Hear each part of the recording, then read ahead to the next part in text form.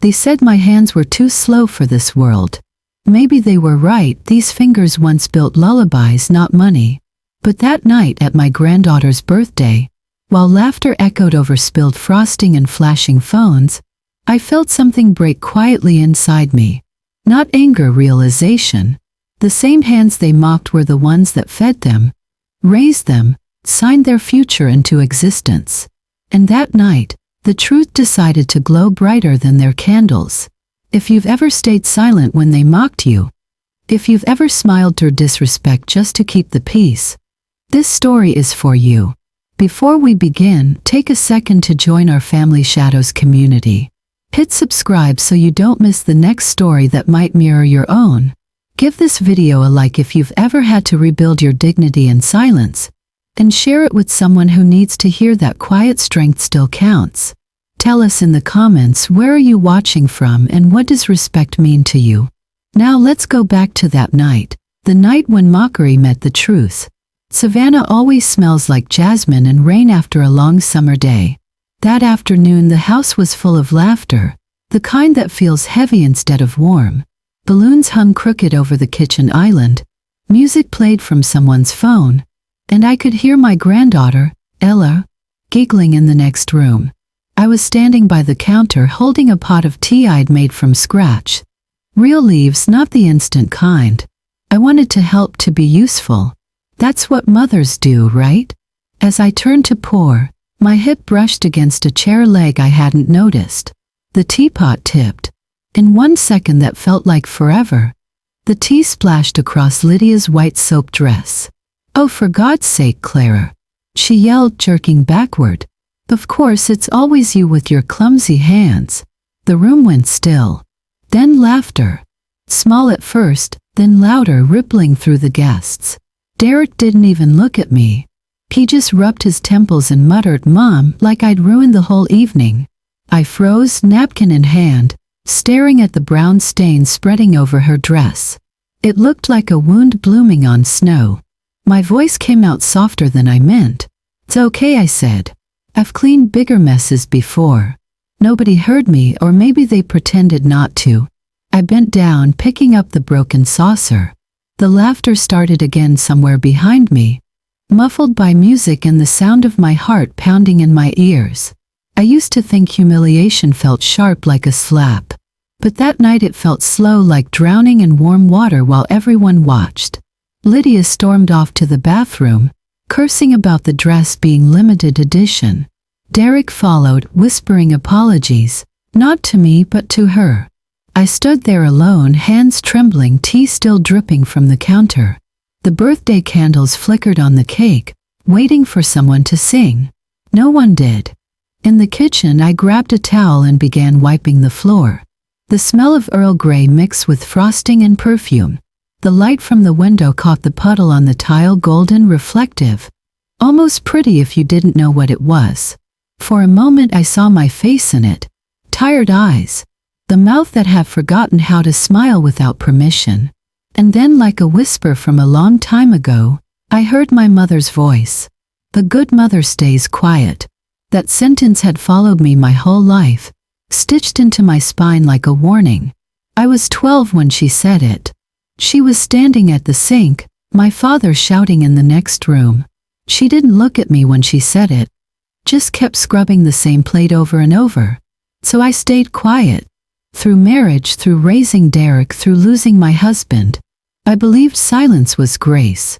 Now, as I scrubbed the floor of my son's house, I realized silence was just another form of disappearing. "Grandma?" Ella's small voice broke the thought. She stood by the door holding a balloon. "Mom says I can't play near the mess." I forced a smile. "It's okay, sweet pea. I'm almost done." She nodded and ran off. I kept cleaning, the rag turning from beige to brown. When the floor was finally dry, I sat on a stool and looked around the spotless kitchen. Laughter drifted in from the dining room again, softer now but still cutting. I wanted to leave, but I didn't. Old habits don't let you walk out easily. I poured myself the last bit of tea, lukewarm, bitter, and took a sip. It tasted like all the things I never said. After the party, while everyone took photos in the living room, I slipped away. In the hallway mirror I caught my reflection again. My dress had a small stain near the hem, shaped like a heart. I almost laughed. Maybe life was trying to tell me something. Outside, the evening air felt different, cooler, freer. The cicadas were singing. The sky painted in fading pinks. I stood there a long while before heading home. At the porch, I took off my shoes and looked at the faint trace of tea still clinging to my hand. Under the porch light, it shimmered like gold. Sometimes life doesn't break you with tragedy. It just keeps asking you to stay small until you forget you were ever big. That night I realized something simple. Love shouldn't make you feel smaller. I locked the door, hung my purse, and turned on the old lamp by the piano. The keys were dusty.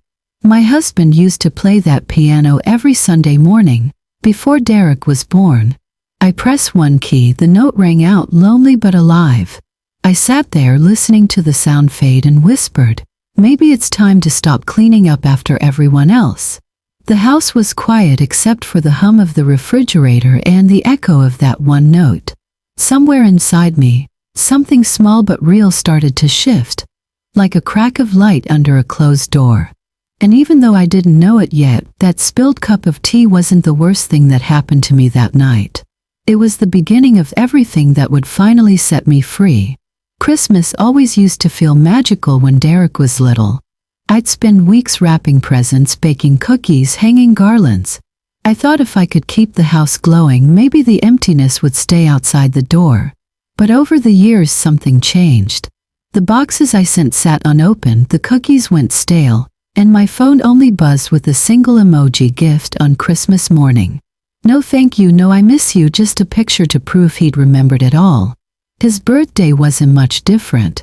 I stayed up late knitting him a scarf, just like the ones his father used to wear. When I handed it to him, he smiled, distracted, scrolling through his phone. Later that night, a text popped up, like, that was all. I stared at it for a while, wondering when my love had turned into background noise. That winter the house was too quiet. I turned on the old radio, the one my husband used to fix every spring. Autumn Leaves came on, his favorite song. I stood by the window listening to the melody drift through the cold air. And it hit me. Somewhere along the way I'd confused being needed with being loved. I used to think if I just kept giving money, time, comfort, then they'd keep me close. But giving turned into disappearing. They didn't see me as a person anymore, just a service that came with no receipt.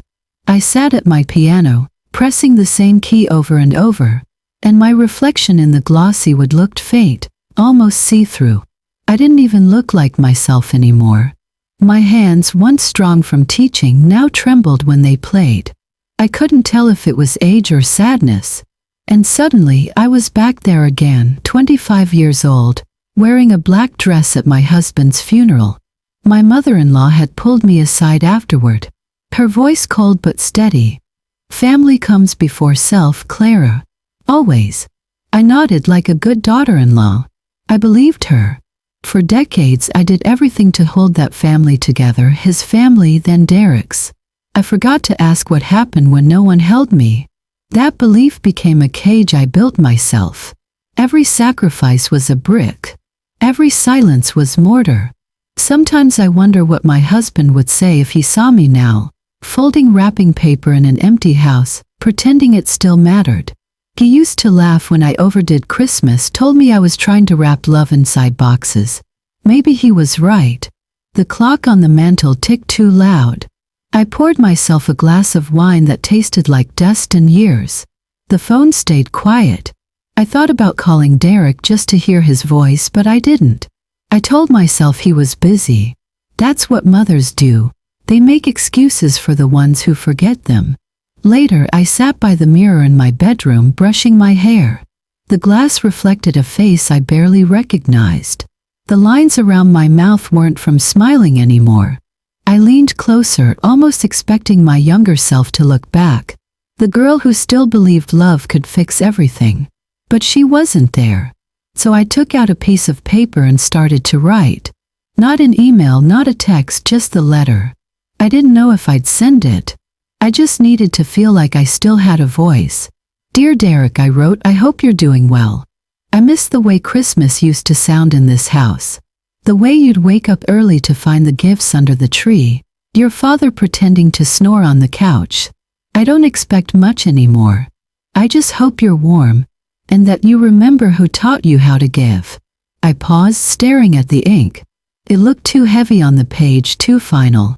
I folded the letter, slipped it into an envelope, and placed it in the drawer beside my bed. Maybe I'd send it next year.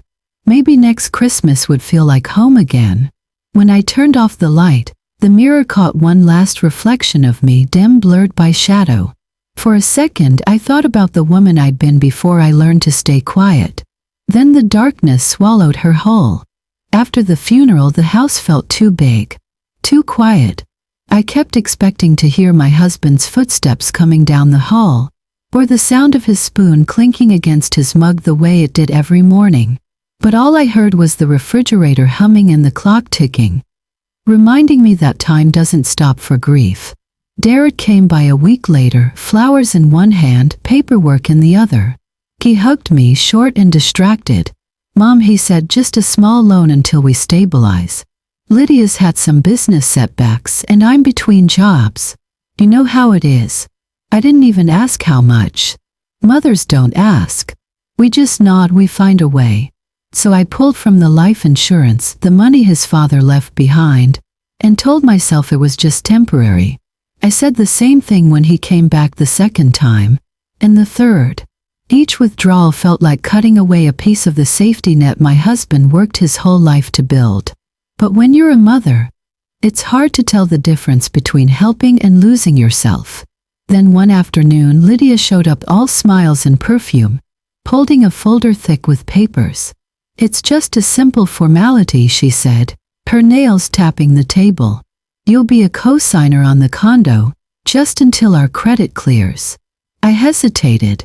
My hands shook as I flipped through the pages, the legal words blurring together. She leaned closer, voice soft but sharp. You trust us, don't you? And I did. That was the problem. I signed because I thought trust was a gift mothers shouldn't withhold.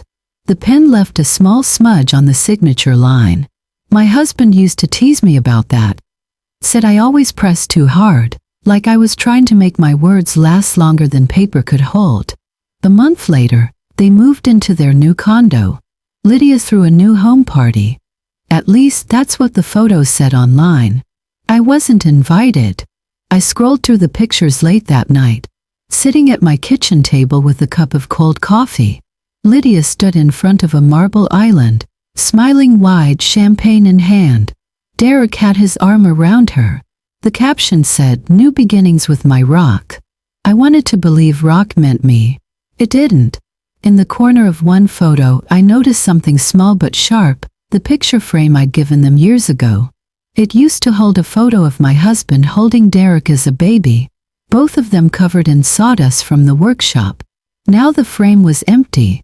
Later I found out Lydia had taken it down. Didn't match the color scheme, she'd said. I laughed when I heard that. Not because it was funny, but because I couldn't cry anymore. That night I went into the garage and found the same kind of frame. I cleaned the dust off, placed the photo of my husband and son inside, and hung it above my piano. The nail was slightly crooked, but I left it that way. Imperfect things feel more real.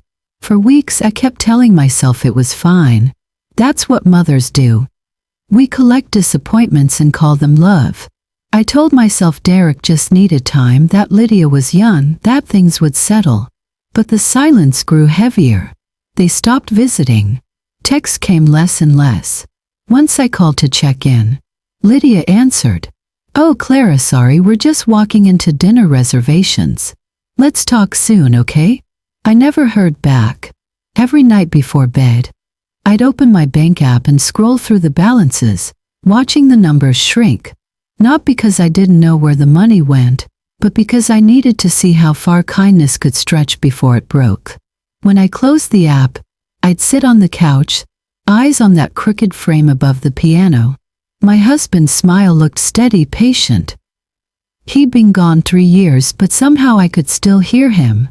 "You can't build a home on guilt, Clara. I used to argue with him about that. I thought guilt was proof of love, that it kept families close. But staring at that empty space beside his picture, I realized guilt doesn't keep people close. Just keeps you from walking away. Maybe Lydia was right. Maybe that old frame didn't fit her world anymore. But one day she'll look around her perfect living room, with its white walls and spotless counters, and she'll wonder why it still feels cold. And when that day comes, I hope she remembers the woman who once believed that kindness was enough to keep everyone warm. When Derek lost his job, he called it a temporary break. Lydia called it an opportunity to rebrand. I just called it what it was, hard times. At least that's what I thought. But you wouldn't have known it from the photos. Lydia still posted pictures every week. Dinners at fancy restaurants, weekend trips, her smiling beside new handbags. The captions always said things like grateful for the life we've built. I used to stare at them and wonder, what life was she talking about? The one I was quietly paying for? The bills started showing up in my mailbox again. Derek had accidentally listed my address as their secondary contact. Past due notices, insurance reminders, even a disconnection warning for the power. I told myself it wasn't a big deal, just a slip-up. So I paid one, then another, and another. When I transferred the money, I'd whisper, just helping until they get back on their feet. But the truth was they'd been standing on mine the whole time. Not once did anyone say thank you. No call, no text, not even an emoji. Love had turned into an invoice that never stopped coming. The month later, I decided to drop off some groceries. It was a Saturday morning, the kind of morning that used to mean pancakes and laughter when Derek was little. I brought his favorite orange juice, the one with pulp he always hated but his dad always bought anyway. I thought maybe that memory would soften him. But when I reached the condo, a security guard stepped in front of the door. "Can I help you, ma'am?" he asked. "I'm here to see my son, Derek Monroe." He checked a list on his clipboard and shook his head. "Visitors need approval from residents." "I'm not a visitor," I said, smiling faintly. "I'm his mother." He didn't smile back. "I'm sorry, ma'am. If your name's not on the list, I can't let you in." I wanted to argue, to tell him that I'd helped buy that condo, that my name was on the papers that made it possible. But what came out instead was quiet. "It's their building," I said, almost to myself. "But I built their foundation." I walked back to my car feeling smaller than I had in years. The sun was bright, but it didn't reach me. I sat there for a while, watching the automatic doors slide open and shut as people came and went. Every time they did, I thought maybe Derek would walk out, spot me, wave. He didn't. When I got home, the house smelled like old wood and lemon polish. I lit a candle in front of the picture of my husband on the mantel. His face still looked kind, even in the fading photo. "You raised a good man," I whispered. Least I thought so. I waited for the guilt to harden into anger. But it didn't. There was no room left for hate. Only sadness and something softer underneath it. Maybe it was love, or maybe it was just habit. I blew out the candle and sat in the dark for a while. The silence didn't scare me anymore. Felt honest. Somewhere deep down, I still believed Derek wasn't cruel, just lost. Maybe I had made it too easy for him to forget where he came from. Maybe my love had been so unconditional that it made me invisible. The flame had left a thin trail of smoke curling up toward the ceiling. I followed it with my eyes until it disappeared. Forgiveness doesn't always come as a grand gesture. Sometimes it's just a sigh at the end of a long day. When you finally stop asking why, and start accepting what is. The house was full of balloons and noise that afternoon, Ella's 8th birthday. Laughter bounced off every corner. Cameras flashing as Lydia posed by the cake. Her hair perfect, her smile practiced. I stood near the gift table, holding the small wooden frame I'd spent 2 weeks carving by hand. It wasn't fancy. Just smooth oak with the words "Family First" etched across the bottom. I'd sanded every curve until it felt like silk beneath my fingers. When it was finally time for presents, Ella tore through the pile with that joyful chaos only children have. Shiny boxes, pink ribbons, wrapping paper everywhere. She gasped at a new iPad, screamed over a robotic toy dog. My little frame sat at the edge of the table, the last one unopened. I reached out, smiling. "Sweetheart, that one's from Grandma." Ella peeled the paper halfway before glancing up at her mom. Lydia gave a polite smile, thin as glass. "Oh, that's rustic," she said, her tone stretching the word until it sounded like an insult. "Maybe it'll go in the guest room?" Ella just shrugged and turned back to her iPad. For a second, the room blurred. The laughter around me faded, replaced by the soft hum of embarrassment in my ears. Derek noticed, but instead of stepping in, he gave me that look. The one that meant, "Please, Mom, don't make it awkward." He leaned closer and whispered, "Mom, you shouldn't waste your time on this craft stuff. You could just buy something next time." Something inside me cracked quietly like dry wood. I wanted to tell him that I didn't carve to impress anyone, that I did it because it made me feel close to the life I'd lost. But the words never made it past my lips. So I smiled instead, the kind of smile that hurts, and said, "You're right, dear. Maybe next time." I gathered my purse, left the frame on the table for a moment, then turned back. Lydia was already arranging the better-looking gifts for photos. I picked up my little wooden frame and slipped it into my bag. No one noticed. When I got home, I placed it back on the shelf above the piano, right where it used to sit before I'd wrapped it. The candlelight flickered against the engraving. "Family first." The words looked different now, smaller somehow. I ran my hand over the surface, tracing the grooves I'd carved. My father's voice came back to me from somewhere deep in memory. I must have been 10, sitting beside him in the workshop, sawdust floating in the air like tiny golden snowflakes. He'd said, "Wood remembers the hands that shape it, Clara. Treat it with respect. It'll carry your story." I used to believe that love like wood could hold the shape of the hands that gave it, that it could last. Now I wasn't so sure. I sat down at the piano and pressed a few keys. The sound filled the room, soft and uneven.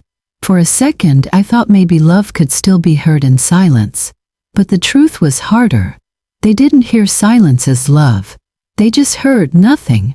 I looked again at the frame, at the uneven letters, the tiny scratch near the corner where my knife had slipped. It wasn't perfect, but it was honest.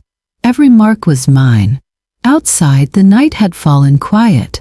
The laughter from earlier still echoed faintly in my mind, but it no longer stung.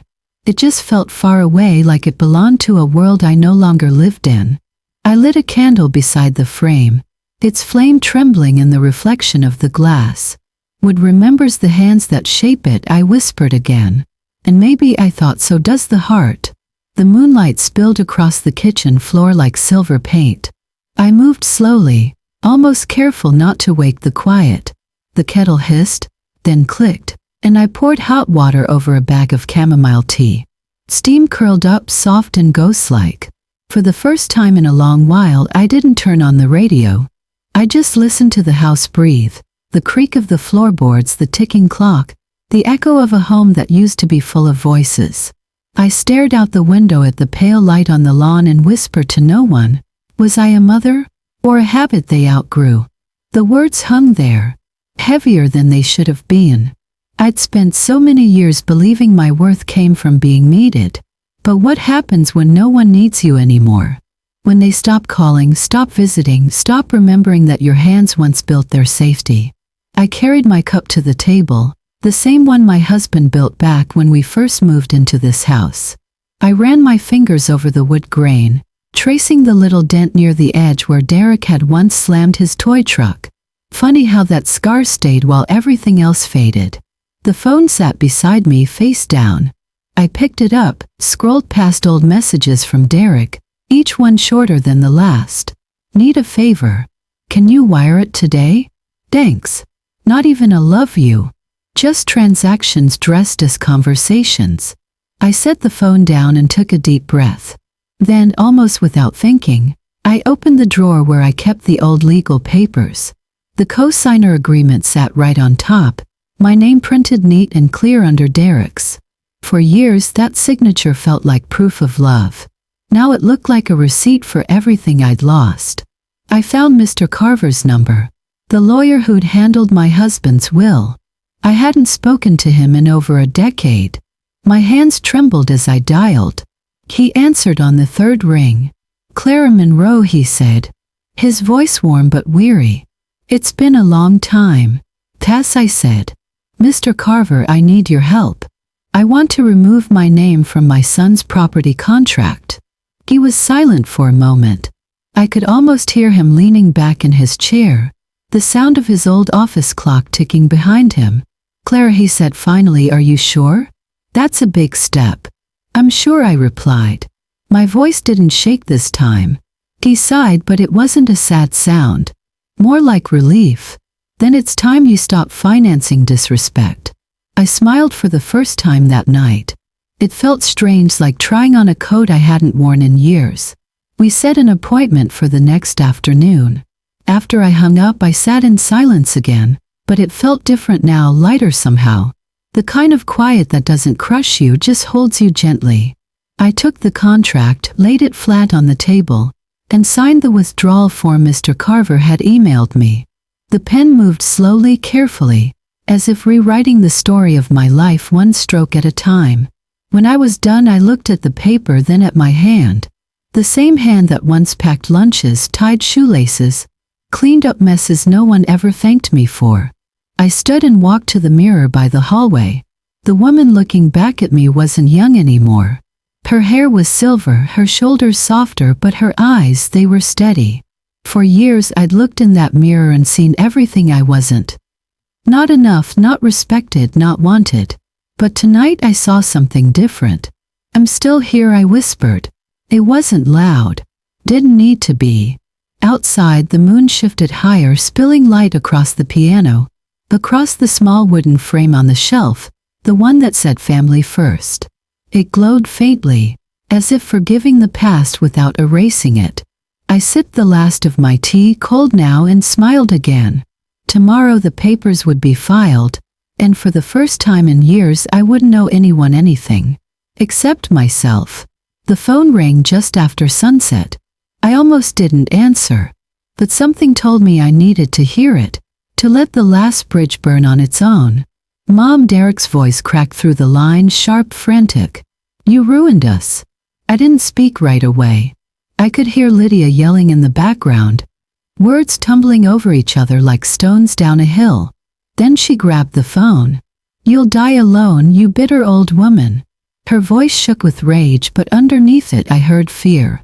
That same fear people have when they finally realize they can't control someone anymore. I took a breath, steady and calm. "Better alone," I said quietly, than surrounded by debt and disrespect. For a moment there was silence. I could almost feel it.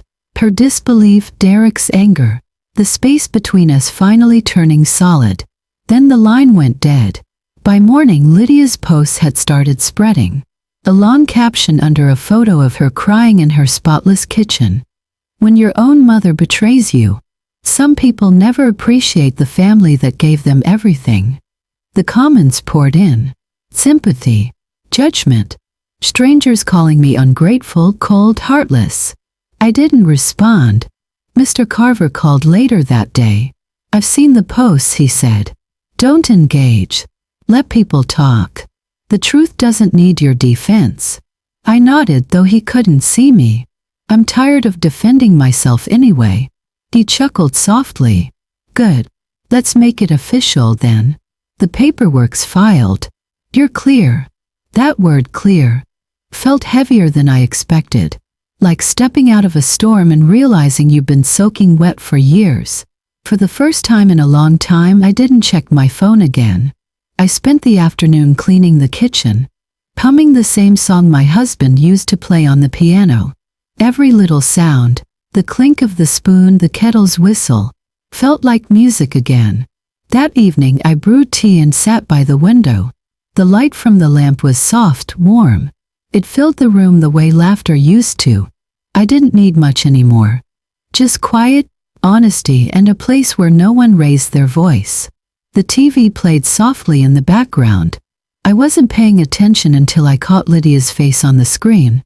News about an influencer scandal. Contracts suspended, sponsorships pulled. I didn't react. Not a smile, not a sigh. Just one glance before I turned the volume down. Sometimes justice doesn't roar, it whispers. I lifted my cup and watched the steam curl up toward the ceiling, disappearing into nothing. The house was peaceful. My heart was too. They called me ungrateful, selfish, unforgiving. But forgiveness doesn't mean going back to the fire. It means walking out and refusing to carry the smoke. Outside, the night wind brushed against the window. Somewhere far away, a phone buzzed. I didn't reach for it. Instead, I whispered into the quiet, "Let them talk. I've already answered where it matters." And for the first time in years, the silence that followed didn't feel empty. It felt earned. It was a quiet morning when Brenda showed up at my door, holding a folder against her chest like it might burn her if she let it go. We hadn't seen each other in years, since before my husband passed. But when I opened the door, she gave me that same knowing look she used to give back in high school, the one that said, "You might want to sit down for this." "Clara," she said softly, "I didn't come here to stir trouble. But you deserve to know what's really been happening." We sat at the kitchen table, the same table where I'd once cut birthday cakes and balanced bills for Derek's college. Brenda laid the folder down between us. Inside were bank statements, emails, even casino records. "Your son's been in deep," she said, her voice careful. "Gambling debts. A lot of them. Looks like he used your money to cover his tracks." I stared at the papers, my hands still. Every page felt heavier than the last. Transactions I didn't remember making. Withdrawals that matched the checks I'd written to help him. All those nights I told myself I was saving my son. I was really just feeding a fire I didn't know existed. Brenda reached over and covered my hand. "I'm sorry," she whispered. I took a long breath. "Don't be. You didn't do this." Later that afternoon, I went to see Mr. Carver. His office smelled like coffee and old paper, just like it always had. He looked up from his desk, eyes soft behind his glasses. "Clara," he said, "I've been expecting you." I handed him the folder. "It's time to end this." He flipped through the pages, nodding slowly. "This is more than enough. Once we file it, the investigation will move quickly." He paused, then looked at me carefully. "You're not punishing him, you know. You're protecting what's left of you." I nodded, though the words hit deeper than I wanted them to. Protecting what's left of me. I'd spent so long trying to protect everyone else that I'd forgotten I still had something worth saving. The next few weeks moved quietly but surely. Mr. Carver handled everything: the bank, the authorities, the company Derek worked for. I didn't need to make a statement. The evidence spoke louder than I ever could. When the truth finally surfaced, it wasn't with explosions or headlines. It came like a whisper through the town, emails, whispers, rumors turning into facts. Derek had been funneling money from his department's accounts, manipulating paperwork to hide his debts. They fired him. Lydia left a week later. Someone said she'd moved in with a friend across town. Her last post online was a quote about starting fresh. I didn't feel angry. Just tired. One evening, I found myself back at the piano. The light through the window was golden soft, the kind of light that makes everything look like forgiveness. I played a few notes, slow and uneven, until the sound filled the silence. I thought about Derek, about how every decision he made was built on the belief that I'd always clean up after him. Maybe I'd taught him that without meaning to. Maybe love, when it forgets its boundaries, turns into something dangerous. When the investigation wrapped up, Mr. Carver called me one last time. "Stunned," he said. "Your accounts are safe. The house too. There's even a restitution clause. They'll have to repay you eventually." "Eventually," I repeated, almost smiling. "That's a long time." He chuckled. "So is healing." After we hung up, I sat by the window with a cup of tea. Outside, the world was calm.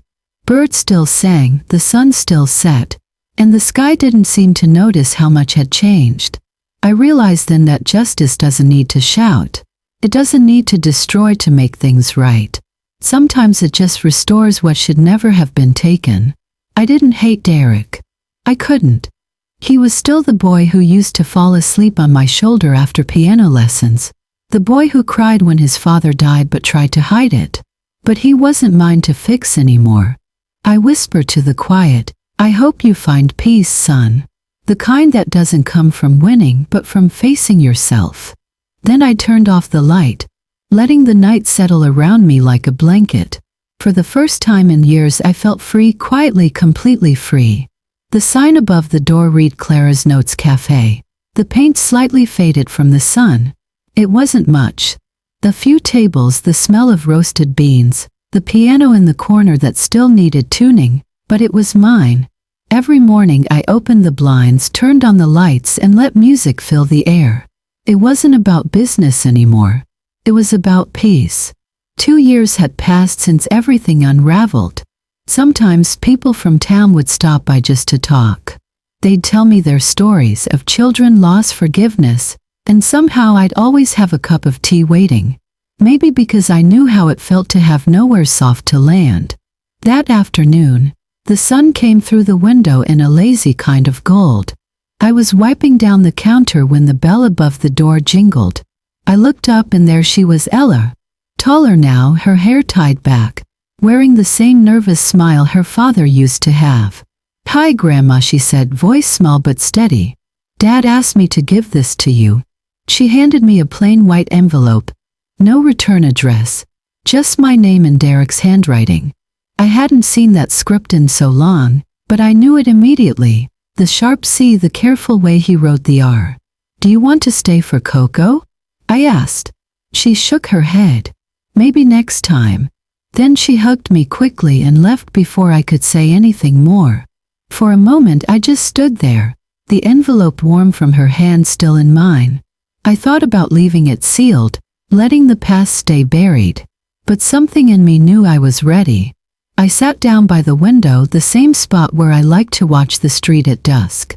My fingers trembled as I tore the edge open. Inside was a single sheet of paper.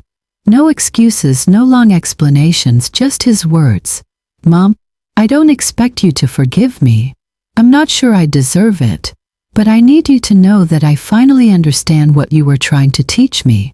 I've been working with a small charity, helping rebuild houses after floods. Every nail, every wall. It reminds me of you and Dad. You built everything around us and I only learned the value of that once I lost it. I'm trying to be better. I hope wherever you are you've found peace. Love, Derek. I read it twice, then folded it carefully. The paper had a small coffee stain near the bottom. Typical Derek, always a little messy. I smiled at that. The tears didn't come. I thought they would, but they didn't. I just sat there, feeling something softer than sadness. Acceptance, maybe. I whispered to the empty room. It took me years to forgive myself first.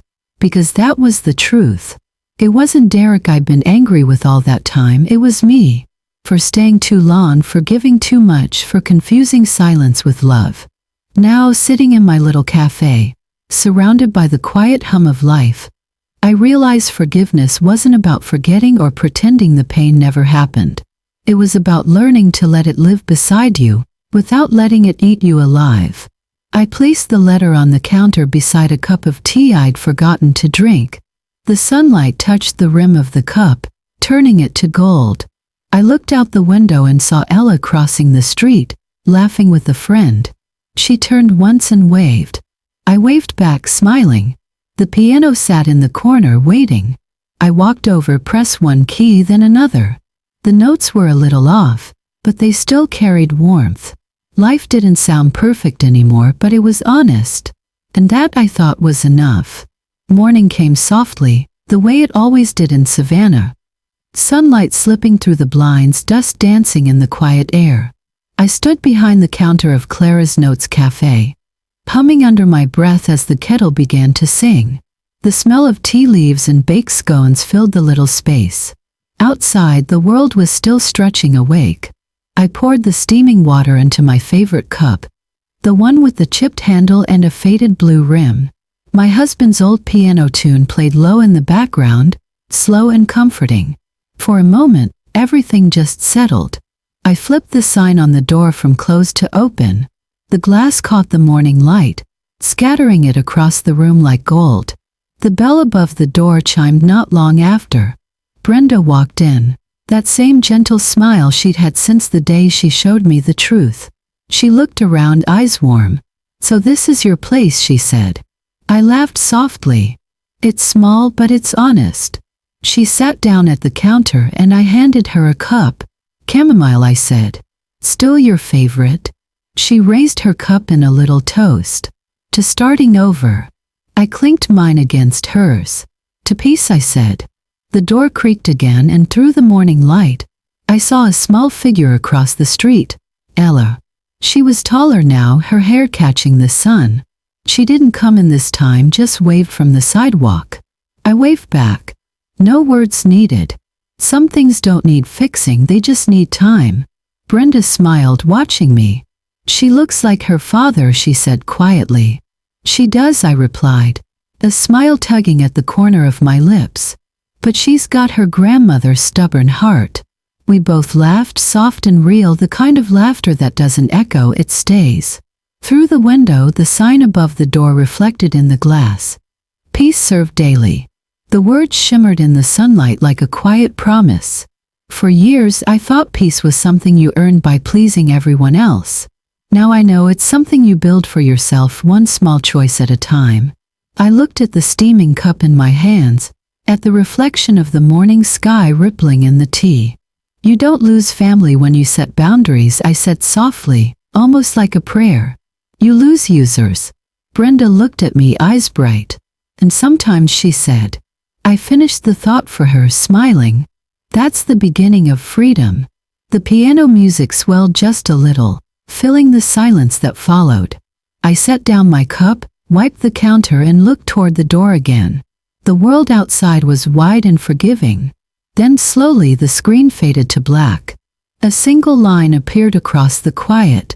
"If you're a mother who learned to say no too late, comment below. Where are you watching from, mothers of the world?" The music lingered for a heartbeat before fading out, like the last sip of warm tea at the end of a long, beautiful morning.